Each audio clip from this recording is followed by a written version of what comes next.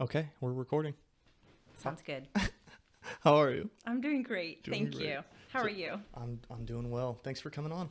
Thank you for having me. I So- appreciate the opportunity. Yeah, let's do intros so everyone knows who you are. You're Christine Joyner. That is correct. Yeah, and you work here as a loan officer here in Arcata. I'm an independent mortgage consultant, currently working at Fairway Independent Mortgage Company. We're located in the Jacoby Storehouse on the 4th floor. I'm the second loan officer there, and we specialize in residential lending, 1 to 4 unit homes. And I just help clients find the home of their dreams or help them save money by refinancing or whatever they may need to do. So what do you think are some like good steps for someone that's trying to get into their first home? Like, what are the first couple things that they need to like check off their list? I would like for me, I always recommend maybe coming in and sitting down and having a consultation, just meeting, talking. That way I can kind of guide somebody and get to know them a little bit more to see where they're at in their situation. Everybody's so different and each loan is so different and each circumstances are so different that as far as general, I mean, it's really important to kind of have a source of income, maybe, depending on the circumstances. But typically a source of income, being in their jobs for a couple of years or in the field. It doesn't have to be that particular job. And maybe saving a little bit of money. But even if somebody hasn't done that, it's worth a conversation just to kind of see where they're at and see what we can do, or at least set up maybe a guide. You know, when somebody comes to sit with me, I kind of find out what their long-term goals are and where they're at and how we can get them to the spot where they want to be now or in a few years. So it just depends. It's really broad, if I may say. Yeah, that is broad. Yeah, I went to that.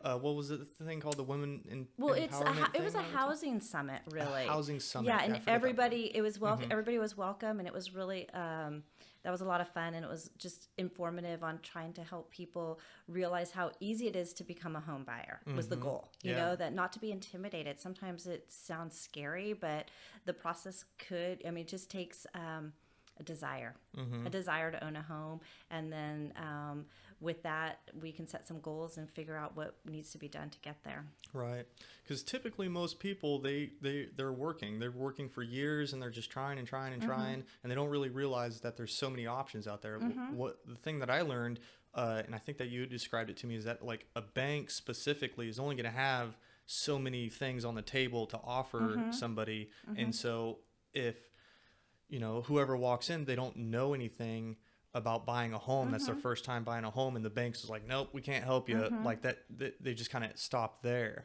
rather than try to explore. Because I didn't even know there was independent loan officers like you that can really kind of give them more options, but also help coach them through the process as well. Yeah. And I agree to a certain level, and I hate to generalize with financial institutions or banks or credit unions that they only have one thing, because it just depends on each institution has their own products and programs. But yeah, with a mortgage broker or an independent consultant like myself, we have everything available. So we have like the USDA program, which is zero down, if that makes sense, which depending on certain criteria will help people get in a home without having to have a savings account to do that. And maybe with the other financial institutions, they may not offer that. Does that make sense? So, and then we have like down payment assistant programs that the financial institutions may or may not have. And I can't speak on behalf of every bank or credit union, but that is something that you're going to find more broad with a mortgage broker. Can you touch on the USDA a little bit more? Because every time I hear that, I just think of like beef. Yeah, I know. Like, It's really, USDA. It is a, it's they do part a of the 0% down kind of Yeah, deal? yeah. It's really to help with rural housing. So it can be a really good loan in our area, depending on where you're interested in buying. And in our area, because we are so rural, small, we have a lot of opportunity open to us. So it does have certain restrictions on them. So it's going to depend on the individual again. But for example, your income has to be at a certain threshold, and it can't be over a certain threshold. So it makes that window a little tighter. But again, worth an interview and worth sitting down and talking to a loan consultant so that we can find out where you fit with the different programs that are out there. So that's really what my job is. My job is to sit down with people. Sit down with people. You warned me. Yeah. Sit down with people and kind of ask them questions and figure out, and then kind of put their information. So my job is your advocate, is how I see it. And I get to know you and really understand all the details, and then I can help advise you what the best loan program would be to help you save the most money and to have an affordable home and to be able to have your own home. So, and there's a lot of different things out there. And can you offer an advantage over, because you're independent, can you offer a slight advantage over the bigger institutions? Other than like obviously the personal one-on-one. Yeah, I mean, I would say the biggest difference, because I actually come from, my history is with working in the banks and the credit unions. So the difference is I work from a laptop. I have a great app. I can do my business throughout the weekend. I'm available when you're out home shopping. So if something pops up and you find this great house and there's going to be a big demand for it, I'm going to be more accessible. So I've had one recently where they were pre-qualified with a local financial institution and with me, and I was able to get fees out in 10 minutes, and the local financial institution told them it's going to take at least 3 to 4 business days. So that really would be one of the big differences. As far as like interest rates are concerned, I mean, right now everybody has really low interest rates because rates are low, historically speaking. So I find that I'm super competitive. I've been able to meet or beat some of our local competitors, so I'm really proud of that. But the advantage is that I have more products, and I'm typically always available. Yeah, that's always a perk. Well, especially on People the love weekends. that. I mean, Yeah. when do you get to go look for homes if you're working full It's time? on the weekends. And if it's a competitive offer and 2 or 3 offers are coming in, you need to get your pre-approval letter out there, and you also need somebody that's responding to your real estate agent. It's 5 o'clock, I'm done. You know. That's a big deal in this industry right now with the competitive market that we have. So what's the bare minimum to get in an offer? So like say someone's strolling along, they're in the market, they find the house, like, hey, Christine, I really want this house. Please help me. Yeah. And you're like, okay, this is what we need to do. You need to get pre-approval from the bank. That was like the first step. Yeah, well, I would say you definitely want to, it makes it a lot easier for you if you get pre-approved prior to kind of shopping. So I recommend meeting a loan consultant, sitting down, finding out what your price range is, you know, because if you want to buy a house that's, valued at $350,000, but really you're only approved for $280 or something, you know, what you don't want to, you need to stay within your range to a certain level, you need to know what that is. So that's an emotional commitment too. They find a house that they really like and like, oh, and then they don't quite meet it, and then it's like. Well, that's another thing that I can do that sometimes the financial institutions can't do, is I can push those boundaries a little further and get approvals that sometimes the other local I mean, I don't want to say anything. It just depends on the circumstances, you know. Everyone's but different. I have programs that can push those boundaries a little bit further to get them in a program that can help them afford a little bit bigger home, maybe. Yeah. That's great. Potentially, you know, it just depends. So I don't want to, you know. And you said you're with Fairway? Fairway Independent Mortgage Company. Yeah. How'd you find that? Well, actually, a friend of mine that I work with the company is national, but they are trying to grow their West Coast presence. And they're employee owned, so they're a little different than what your typical loan company would be. And so a friend of mine connected with the company. He's been in lending 25 years. I've been in lending for 20 years, and he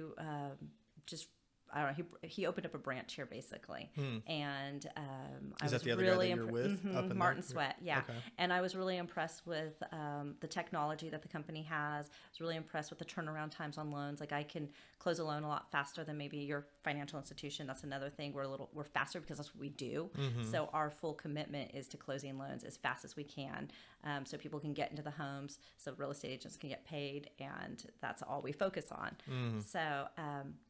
He opened it up in the Jacoby Storehouse, and he's like, Christine, I have a desk for you. And I was like, I don't know. And then the opportunity presented itself, and I've been wanting to do this for a really long time, so I jumped on it. Yeah. So are you in competition with him, or do you guys like split No, we commissions, are or? I mean, I guess you technically could say we compete, but because we're friends, we Yeah, don't sure. Everybody's compete. We friends. don't compete. Yeah. We support each other. So of whatever reason, believe it or not, I'm considered more tech savvy, which is really weird to me. But he doesn't know how to work the app, and so we have certain differences like that. Okay. And he's really good about working angles that are outside the box that kind of come up, so we bounce things off of each other all the time. So it's really good to have another loan officer close to you to work with, that you can. Two heads are better than one sometimes. Yeah, you're not lost in the sauce. Well, two heads are better than one to come up with some creative ideas to help somebody get to their goal. So we do kind of bounce things off of each other. Yeah, touch on that app a little bit. So you can use the app to really get those first couple steps out of the way. Yeah, the app is really sweet. So as soon as we get yours up and running, what you can do, if you have somebody that's out shopping on the weekend and they want to put an offer on the home, they can actually, while you're out there, they could start the application, and it'll immediately appear on my phone. I can actually pull credit, do the whole thing, and they could take a picture of their pay stubs, W-2s, or whatever their income sources are, upload it right into the application. I did one like Friday and had somebody pre-approved within 10 minutes. I mean, based on circumstances, Right. Each Yeah, individual person away. has to, you have to meet the criteria, but that was an easy one. So I'm able to do it, I would say, as quick as 10 minutes or so. Potentially. Advantage too, yeah. And if I had any sort of obstacles, so if you have somebody is self-employed and they have 3 different corporations and they own, the entire plaza, it might be a little bit more complex and I'll need more time. And I would just be very upfront with everybody, like, this is going to take me more time. So I'm just very honest and let you know. Yeah, well, that's cool. It's pretty simple. Yeah, everyone, it's daunting at first. I know I'm trying to buy my first house, ideally as soon as I can, but it is a process, and people like you make it easier. It should be an easy process, and it shouldn't be intimidating. So it should be something that you should be comfortable going to see your loan consultant and sitting down with them. And it should be very comfortable, and all questions should be welcome. And between your loan officer and your real estate agent like yourself and the escrow officer, we are a team, and we are there to provide the buyer, services to be able to help them. And all 3 of us should be working really well together to be able to close that loan and that home and make it easy. So I just coach people along the way, and I let them know, okay, I'm going to do this, and these are the steps that are going to happen, and I give them a step-by-step what it's going to look like through the whole process. And I just really make sure that they know that they can ask me any questions, and we'll get the job done together and communicate with the real estate agent and the escrow officer. Yeah. Yeah. Can you touch on how you found yourself in this little niche? Yeah. Niche? Yeah. I don't know how you say Well, it. I never intended to be a lender. It's just something I started working in the banking industry in the mid to late 90s while going to HSU. I wanted to be a school teacher. And I just basically started on the teller line part-time and realized that I just really enjoyed working with people, and that I really enjoyed helping people find solutions to either saving money or making more money. That was my big goal. And I also found, because I did work in the banking industry, it's kind of a competitive sales environment. I had a really good time playing the game, and you were easily, you made more money if you were willing to talk to people and grow their banking relationship. And so I kind of excelled in that. Plus you have to be detail oriented, and I apparently was pretty accurate. So I moved up pretty quickly and I ended up in management fast. And when I went into management at the institution that I worked at this time it was Washington Mutual Bank. I don't know if you remember, you probably don't remember them, but they sent me off to loan school. And all of a sudden I became a loan officer. So when I started lending with them, and I really realized how much I enjoyed lending, because it's kind of a puzzle. So no loan is everybody's so unique and individual, and their circumstances are so unique that I just had a really good time. It was mentally stimulating for me to do a loan, if that makes sense. And I got to work with people and help people. And then I really found that I had a passion for helping people find homes. And I just have really enjoyed the process over the years. No, you didn't want to be a school teacher? That one just dropped out? No, You're actually, like, that's so funny that I you want to say. make money. I started having to volunteer in the schools. I love children. I love kids. I absolutely do, and I enjoyed the program. But I found that when I was volunteering as part of the program, you have to volunteer in the schools, and I was like, oh my gosh, when is lunch coming around? When's the break time? Yeah. And then when I was working in the financial institutions, I would work until 5 o'clock without eating and didn't realize the day had flown by because one, it was high energy. I must have a high energy type of personality. I don't know.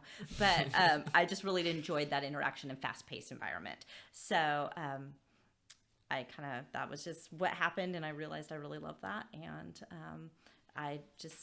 my energy went that way and I maintained it. And I realized if you want to be a school teacher, your passion needs to be a little different. And as much as I love children, I think I'm better suited as a loan officer. Yeah, and you that's need just quite a bit of patience. Yeah. I admire people that are school teachers. And I just found a different path through the whole, and I always thought I was going to be around children my entire life. I come from I have a big family. I have 5 sisters and I'm one of the older ones. So that was just kind of and then babysitting. And that was just really part of what I thought I wanted to do. But Are you from Humboldt originally? I'm from Arcata. Wow. I'm very local. As a matter of fact, all my sisters and I, even though we have different homes and stuff, but we all live off of kind of same neighborhood, just down the road. All of our kids kind of go to school together. Yeah. So That's a dream for most people to be able to I feel very lucky. Yeah. My parents still live in Arcata. Yeah, my sister, she lives down in Rio Dell, and we kind of want to live closer to each other, but she works down there, I work up here, and it's like, well, I don't really want to commute that much, so it's kind of, it kind of sucks. Yeah, that's rough. But yeah, and my sisters and I are like each other's best friends, and then our kids are all each other, and they've been in the same classes together as cousins, and it's very cute. So no plans of ever leaving Humboldt? I wouldn't say that. So I have an older child, a son who is 26, and he lives in Seattle, and I love the Pacific Northwest. So I'm very tied to Arcata, so this is definitely my home, but who knows what the future holds? Yeah, maybe retirement somewhere else or something. I never thought that I would stay in Arcata forever, but I'm not opposed to it. I've never found a place I liked more. Yeah. I mean, I've traveled, but I just always come back and feel I love Arcata. Yeah. And Humboldt and Eureka. I've lived in Cutton, lived in McKinleyville. I'm happy in all the places. Yeah, so I'm sure you can give insight to people that are trying to come to Humboldt. Like what things would draw them here, and what do you think would keep them here? Well, there's as isolated as we are being in Arcata, it's really hard to get in and out of our community. It's 5 hours to get to the next big city. It's, if you want to do any decent shopping, you got to go 3 hours, and the plane tickets are super expensive. So we're super isolated, but it's also kind of the charm. It's kind of, you can go to the beach and possibly be the only one there. There's many times I will be hiking in the redwoods, and if I come across anybody, it's just one person. I'm a little nervous about mountain lions right now, but for the most part, so I've got to cut that back. But that's what I like about Humboldt. I like the uniqueness, and it's beautiful. I love we have beautiful sunsets, and we have beautiful mornings, and it's green and lush, and what more could one ask for? Yeah. Yeah, not to sound like an old man, but I actually like going bird watching at the marsh. I'll bring my binos and just... my gosh, I like that too. I love birds. So I live off of the bottoms kind of, and since I've been there, I love birds too. So, and I like the birds of prey a lot. Yeah, once you get to the marsh, it's just such a quick escape. You're there, you're like, whoa, this is something special. Yeah, I did buy at the marsh, one of the local bird books that was written locally, and I will. Really? It's a really cool book. I can identify the birds, because I'm not a bird expert, but I do. I was literally just talking about that yesterday when I went. I was like, I want to get a list, because I read somewhere in an article that there was 500 species of birds found in the marsh, at any given time in the year. Some rare birds from the East Coast found their way over here. Oh, that's crazy. Yeah, 500 species. That'd be a cool thing. Oh, I did not even know that. Yeah, to get a list and see which ones you can find. Yeah, I did not know that, but I have an interest in the birds, and I really have loved the hawks, and I'm learning to love the ravens. Yeah, I just learned that there's peregrines here as well, the fastest ones that are dive, peregrine falcons. Yeah. Wow. Yeah, they're here too. So I have the red shoulder hawk. I probably shouldn't quote too much because I'm pretty sure it's the red shoulder hawk in my yard, and I love watching them and stuff. So yeah, that's great. I don't know what they're eating, but they're eating something. Probably like mice or whatever. Gophers, hopefully, to get out of my garden. That's interesting. So, were you thinking about buying? Oh man, that was the other thing too. It's like, well, because I can go in on a house with my sister. Yeah, and so we were thinking about doing that. She's still kind of in debt from HSU, so that's gonna take her a while to kind of get on the positive side of that thing. So has she talked to anybody? I'm not sure. I think her her debt to income is pretty bad, so it's not. Because you have to do a hard hit on your credit, right, just to even find out. Yeah, but if she hasn't inquired or taken a look, she could pull it herself. She could go to annualcreditreport.com, pull her credit, and then she could bring that in, and we can kind of take a look at where her current balances are and kind of get an idea of what her payments are and her income without having to do a hard hit. Or she could just state what her minimum payments are, and we can go from there. Okay. But, yeah, it's... Again, unique and individual, and I mean most people know what they have. Right. So if that's the case, she would understand that. Yeah. And I think she's looked into it, and we're just kind of waiting on that one. So I'm not sure what I really want to do, if I want to try to get my first house and then later down the road we both go in on a second property together or something like that. I'm not sure. You guys have time. Yeah. You have time. Yeah. We're just young and impatient. Oh, and you know what? And that's what it starts with. That's exactly how I did. The first time I wanted to buy a house, I was like I was barely working and going to school, and I went and saw a local mortgage consultant, and that's what was one of my big memories of how to treat people that are first-time home buyers, because I kind of didn't feel like I got the great service. I kind of felt like I was wasting this particular person's time, and it made me really feel embarrassed. And because you were underqualified, or way underqualified. I don't even know if I was working at this time. Like I didn't know. I'm unemployed. I was like in my early to mid 20s, and I was like, I want to buy a home. I just had this desire, like this dream, and I went in and where do you start? I didn't know, so I went into a mortgage consultant, and this particular person was like, well, you don't work. You kind of like, oh, you gotta work, and so okay, I'll get a job. And they're like, well, you need to be there for 2 years. Oh, okay, I'll be there. I was kind of really embarrassed about it, and so I really try to treat people so that it's not embarrassing. That is the first step, and nobody knows unless you go in and inquire. Yeah. Interesting. Yeah, but that's kind of where I'm at right now. Just a little impatient. Need more money. We all need more money. We need more money. That's given. Yeah. It's never enough. Yeah.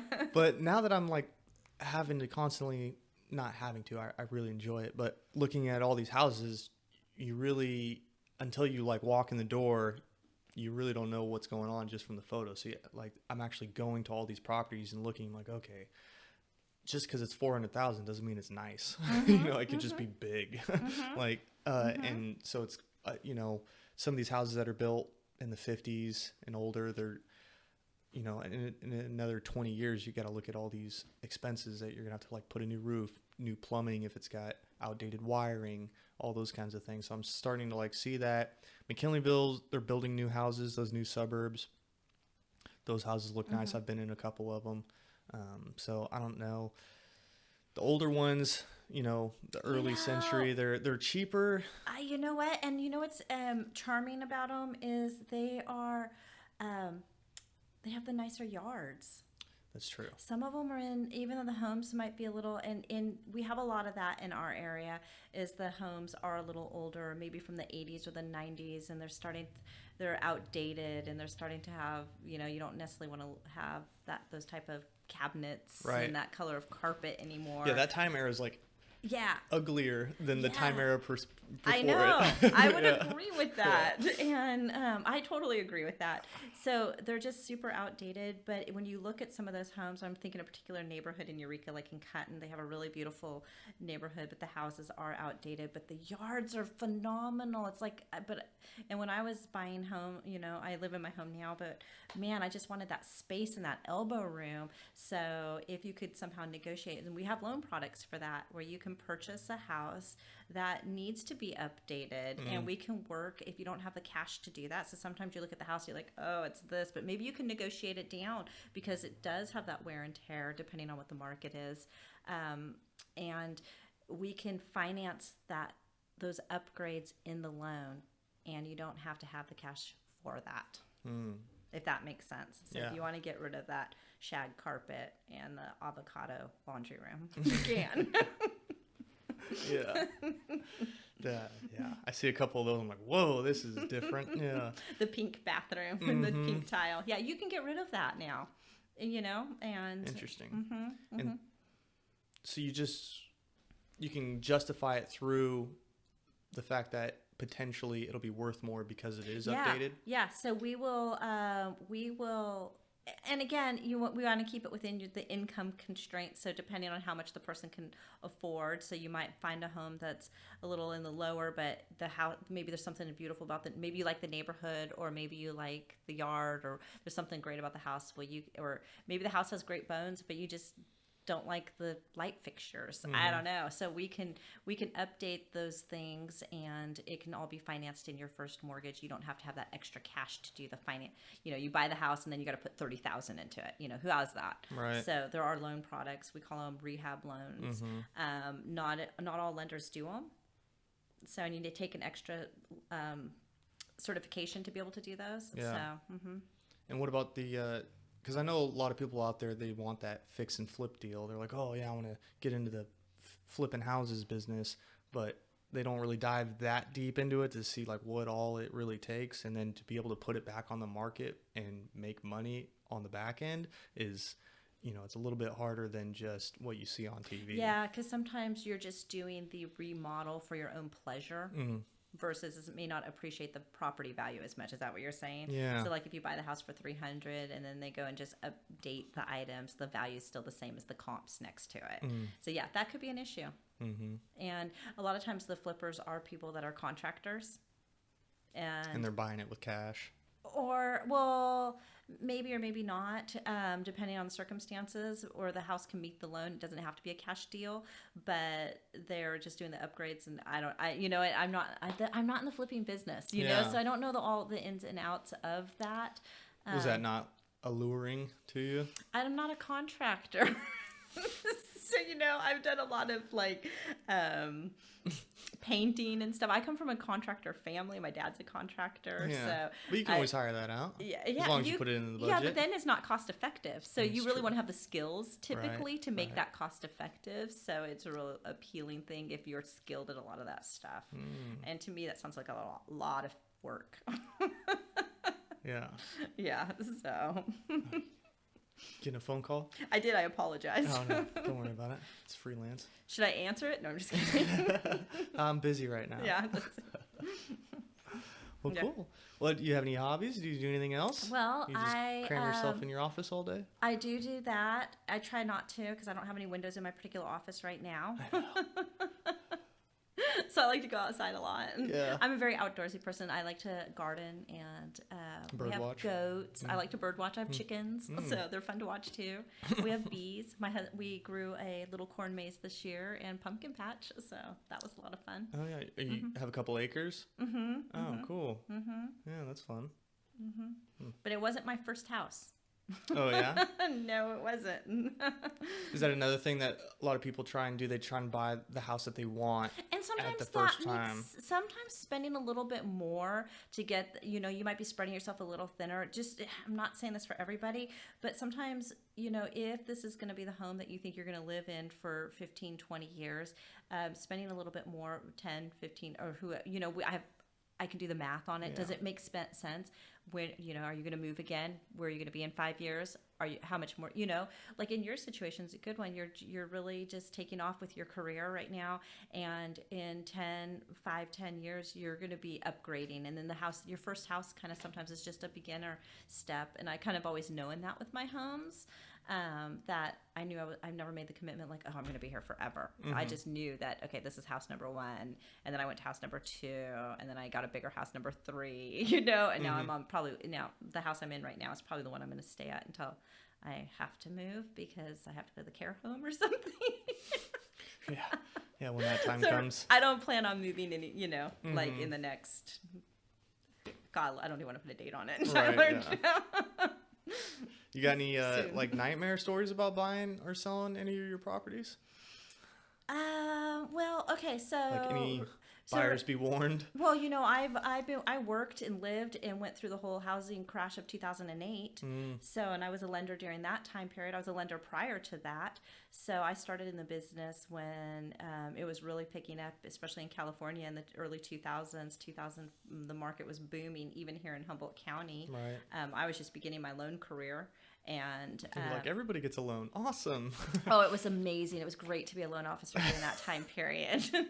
So I've done loans. So did you see any of these like, warning signs coming down? Everybody always knew it was a bubble. We knew it was a bubble. We just didn't realize how big of a bubble it was, is what I would say.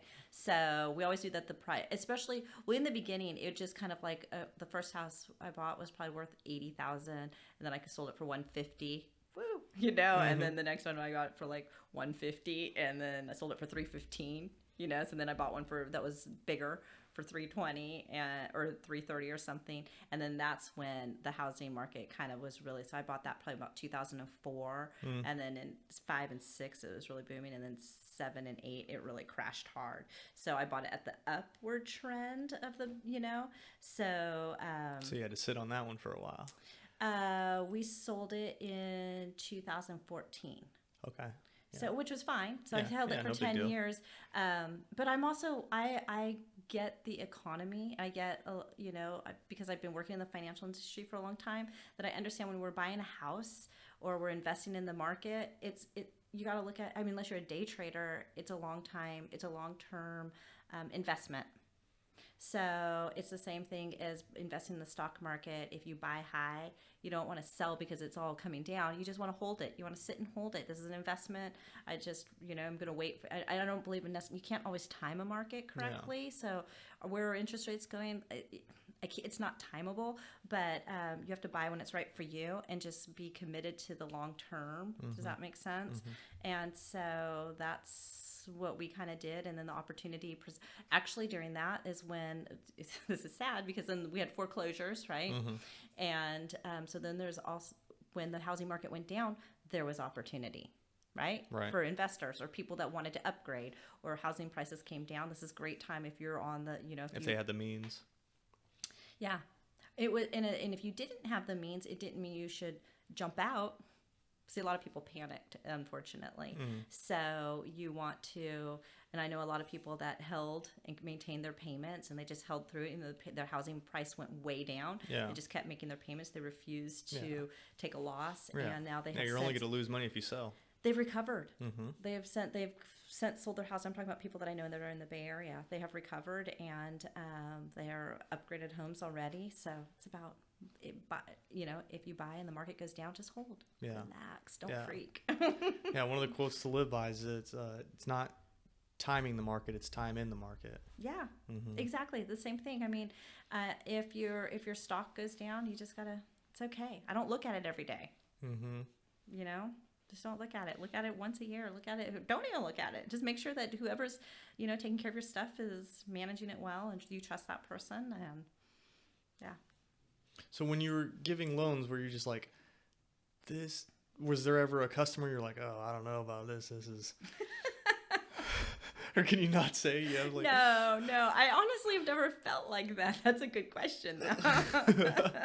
No, I don't. I definitely, when there's people that they may not be completely ready, but it doesn't mean that they won't be ready. Does that make sense? So I always want to make sure people take away, if we can't do the loan today, these are the steps, and maybe we can, that you need to take, or this is where we need to go, and maybe we'll talk again in 3 months, 1 year, or I'll keep in touch with you, or come and see me, and we'll reevaluate. So, but I've never had anybody that I've overtly no. Okay. And then the same thing, like over the housing summit, I talked about credit. Same thing. Mistakes happen, or some things kind of happen to people that are unfortunate. It doesn't make there's anything wrong with it. It's just that here's where we have to go. This is the waiting period over that circumstance, and in this, do these steps, and you'll be able to buy a home if you want to in the future, or do whatever. Yeah, I wanted to touch on that whole credit thing. I got the gist of it about, like, let's say, for instance, buying groceries with your credit card and then just paying it off at the end of the month. But then there was talk about like the 30, 60, and 90-day late. So if you don't pay your credit card bill, you have to wait 30 days for it to actually be a bad thing. Yeah. So the lenders or the credit agents, the company, the business, whatever that's reporting. So if it's your Wells Fargo Visa, if your payment's due on the first of the month and you haven't made your payment by the end of the month, or let's just say it's October 1, your payment was due October 1, but by November 1st, if you haven't made your payment, then Wells Fargo will report you to the credit bureaus. And that would be considered a 30-day late. Okay. And then if you haven't paid it by another month, you still haven't made it, that's a 60-day late. Same thing. And then another month is a 90-day late. And so all of that gets tracked in the severity of the late payments. Like, how many do you have? And how late are you? All right. So is it the best approach to using your credit card would just to use it as a debit card, but just ensure that you're able to cover whatever you bought. Just don't buy something that you can't afford and then pay it off every month. Exactly. Living within your means, making sure that's the goal. I mean, credit cards are also there for an emergency, stuff happens, but I never encourage anybody to go into debt to be able to buy, you know what I mean? But it is the debts you do have. It's really important to manage it well. And those that we talked about at the Housing Summit were just some tips to what's looked at and the waiting and how to grow your credit to get a great credit score to help you qualify for a really great interest rate to help you save more money. And then there was the lines of credit to have open, revolving. What was the other one? Oh, installment, and then the other one was revolving. Yeah, so really it's a mixture of revolving, or something in a revolving credit would be something like a credit card, home equity line of credit, which is like a line of credit that you can attach to your house. It's like a credit card that you can spend, and it typically has a very low interest rate. But you have to have equity in the house to get that? You have to have equity in the house, but it's also a revolving type of credit line with available credit. Sense. So you only pay on what you use, but it's available if you ever need it again in the future. And then an installment. Is there a limit on that? So if you had like $100K in your house, you'd be like, hey, let me get a $100K. Yeah, depending on the lender. So it's usually. And that's how you use that to qualify for a second one? Or does that not for work a second like that? home? Yeah. Yeah, you could pull it. You can, as long as you qualify for all of the payments. A lot of people do that. It is a strategy. You could put, like, if you own one house and you have a lot of equity in it, you could do a second mortgage or a home equity line of credit, and you could pull some of that equity out of that house, and those funds could be used for a down payment on another home if you didn't have it. Okay, and then, sorry. Oh, yeah. But back to the... installment loans. Yeah. So that would be an installment. The definition of that is basically like a term loan. So like a student loan, something that you have a fixed, something you borrowed a fixed amount and you're making a monthly payment towards. So a car loan, student loan, personal loan, home loan. Right. Those are called installment loans. Okay. And then the ideal, you wanted 3 lines, 3 to 4, something like that? I think it was FICO, through my research, suggested, or they basically stated people with the highest credit scores have an average of 3 credit lines. Doesn't mean you have to have that. Does that make sense? Or we don't have to have it. They had an average of 3 credit lines with balances owed less than 10%, and the balances to all combined were $3,000 or less. And they had a mixture of an installment history on there. So the people that had credit scores in the 800s had available credit, and then they've had past installment loans like home loans and stuff like that. So that's where you're going to see your 800 plus credit scores typically. And is it going to hurt you if you do not have any lines of credit out there? I mean, because I know at one point I was renting. I didn't use my credit card, and then my vehicle was paid off, and so I didn't have any kind of lines of credit. This is back when I was in the Army. But did you still have a credit score? I believe I did, but I didn't. Yeah. I mean, you have the history. Yeah. No, because Yeah, those are just suggestions that you want to have the history. Does that make sense? So the line of credit, you want to show the history on your credit cards that they're not closed, because then they have more information to report, which is going to help boost your score. So that's why I don't want to say, and I don't want to encourage people. I never encourage debt. Does that make sense? That's just But my it's own the game you got to play. It's a bit of a game, but that's my own personal take on it. But it's not, but you want to demonstrate that you can manage available credit, and you can have a variety of different types of payments that you can manage. So that's what you're demonstrating to the credit bureaus who do this funny scoring. That's what lenders use to show your ability to repay debt. Does that make sense? Yeah. That's going so good. how did I phrase that? Yeah. Yeah, and the other thing I got from the summit was that it was, just because you're low income, it doesn't really matter. As long as your credit is good, you can pretty much, be broke. Well, no, like, and not I don't know completely that broke, would be.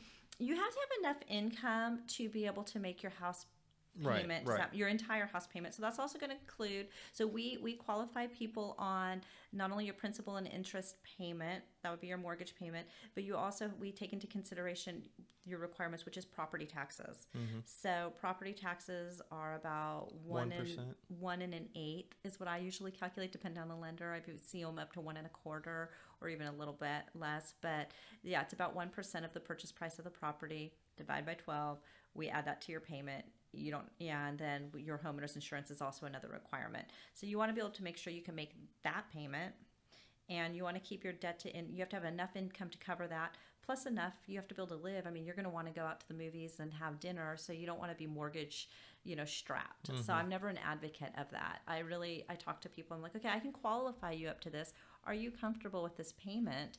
Because, you still have to live, and I would never want to put somebody in a circumstances or situation where they're uncomfortable month to month and they're struggling.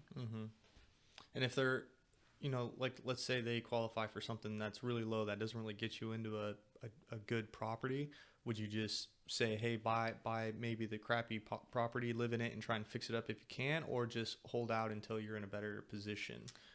I will tell somebody that's like kind of it's a variable situation. That is a situation. complete variable, because not only that, if you have a home that's kind of a fixer, sometimes those are harder to qualify for because the house has to meet the lending guidelines. Does that make sense? The house has to be of certain health and safety conditions that the lender is willing to put a loan on. So that has to be taken into consideration. What if you're low income but you wanted to do the rehab loan? You have to qualify for it. So we have to look at a little bit more strict. No, not necessarily. The guidelines are going to be the same as FHA, which is going to allow you to push those boundaries. And loan limits, you have to be able to qualify for the construction cost plus the house. So if the house is already a fixer-upper, but that's your qualifying limit, and that's all you qualify for, you're not going to be able to afford that construction on top of it. So we have to take that into consideration. Okay. Does that make sense? Yeah. That's a good answer to that. Yeah, no. I'm just trying to get so people that are listening have a pretty good idea of where they kind of fall into trying to get into their first place. Yeah. The fixer-uppers are a little hard. So what I do is I qualify somebody, and if they are on that lower price point, we talk about that. We talk about, if in your range, a lot of these homes are going to be fixers, and we can't push these boundaries. They may go look at them, and I also let them know, look, we may not be able to do the loan on the property because it's not going to meet the qualifying guidelines. And so I let them make their own decision on that. Okay. I don't necessarily tell somebody, no, you can't do it. Or, I kind of let people make their own decision, but I just say, this is where we're at. These are what the houses look like. This is what we can lend on. But and they may find something. I don't know. Or maybe there's a family member that's going to sell a home to them, and it might be under market value, and we can do a loan. So it's so broad. So right. I don't usually tell people a direct no. I usually just say, here's where you need to get to this price point. And I'll usually ask people, okay, when you look on the MLS or the listings that are available online, what house are you comfortable with? What houses are you willing to not live in? What's your standard? And we'll start with that. And I'll be like, okay, if you want to live in a house that's $300,000, and this is the dollar amount you have to put down, or this is the program we have to put you in, this is what your payment looks like, and then we'll go from there. And what about people that have already bought their first one? They're looking for a second investment property? Because I know there's some confusion on, just because you rent it out, you can't count the rented as income towards. Oh, yes, you can, Oh, Tyler. yeah? Oh, yes, you can. Okay, yes, well, yes, then yes. clear the confusion Yeah, on that let's one. do that. So there's if you're buying an investment property, we can use that projected rental income to help you qualify. If you're Only on the second property. either one. Or Yeah, so even on if the you're first living one? in your first home and you want to upgrade and you're going to turn that one into an investment property, I'm just going to need a lease agreement before the loan closes. So, and the guideline on it, that is that if you don't have the history on it, we're going to use the lease agreement. So due to the potential of rent fluctuating, we can only use up to 75% of that gross rent amount, and then we take out the housing expense. So it'll really offset that other mortgage payment. Okay. So it'll really help. Right. But you can't use, so let's say I want to buy my first property and it has extra bedrooms and I'm going to rent those out. Good question. I love that question. No, you cannot. So Yeah. that's called border income. Okay. So unfortunately, those extra bedrooms are not typically qualifiable income. Okay. It has to be a separate unit altogether. Okay. And then so say someone further in their investment career and they're buying more and more doors, all of those previous ones, they just kind of add on and build your portfolio, and so you're able to qualify for a lot more through a bank. Yeah, you mean so they have a variety of investment properties, so they have more investment properties? Yeah. Yeah, it just depends. You want to make sure the rent is more than the housing, or you have to, it just depends on the circumstances, and it's so individual. Yeah, I help a lot of people that own several rental units, and we continue to buy more.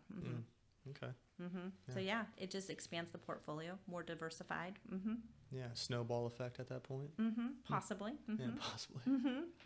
Yeah, and the goal is, we were hoping the property continues to appreciate over the years, and so you're growing more equity, and you can take that equity and invest in more and continue to grow. Yeah.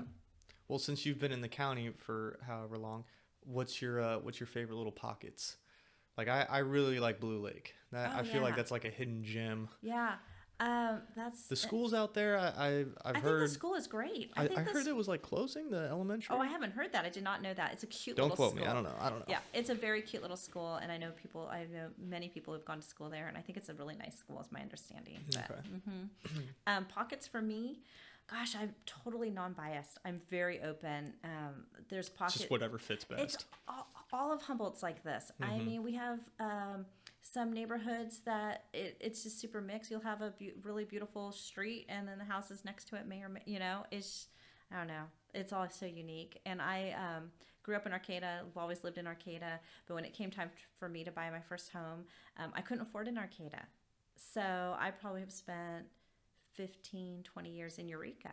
And I've just recently moved back to Arcata. So, and it was only because of the housing crisis that we had after 2008, and I was lucky to find a lot that was originally like 250,000 or 300 or something that ended up being a foreclosure. So I feel bad for the foreclosure, but then I got it. I just found the opportunity and was just lucky to find it, and then I was able to expand from there. So, like I said, as the housing market changes and I see a lot of trends, there's always been opportunities in all cycles. Okay. Yeah. Touch on foreclosures for a second. Did we talk about that? No. I think we talked about it before. I don't know. We're kind of a little bit. I know I go off on tangents, so I'm sorry. Yeah. But foreclosures, is that those are usually opportunities? It can be now. Or nightmares.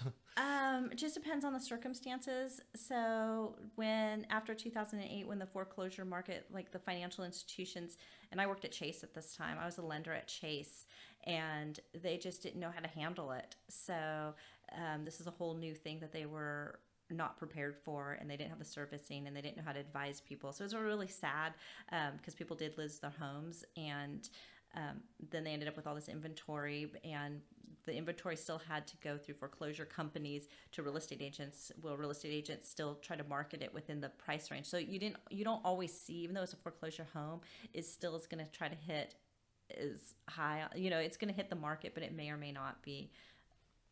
You may not see a huge reduction of price. Does that make sense? Unless the wear and tear on the house has been really beat up. Would you agree with that? Because you see the MLS. Yeah. I don't get access as a loan officer. We don't get to see the MLS. I mean, I get to see the listing if I Google it like everybody else, but I don't have the actual listings access that you have.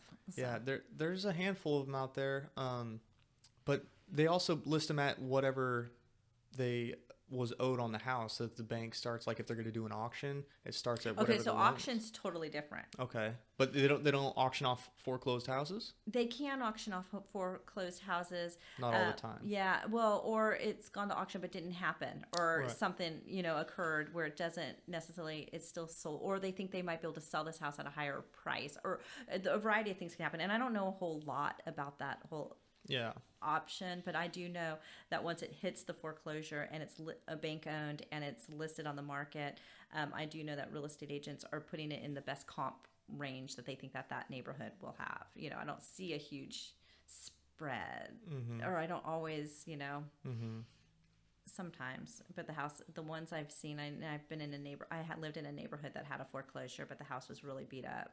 And so it was below market value, but it still sold. Like I sold mine at $330, and this one sold at $315. So wasn't that big of a spread for a grow house. Yeah. So interesting. Okay. Yeah. Well, I mean, I think that wraps it up. I think so. Thank you, Tyler. Thank you for the opportunity. It's been fun getting to know you more, and thank you. Yeah, thanks for coming on. You want to let's plug you again. You're doing so Fairway is your business. Yeah. Yep. Fairway Mortgage, or Independent Mortgage Company in the Jacoby Storehouse. You can reach me there. You can find me on my website or Facebook, and call me, connect with Tyler, and he'll give you my contact information. Yep. Yeah. Will do. All right. Thank you. Thank you.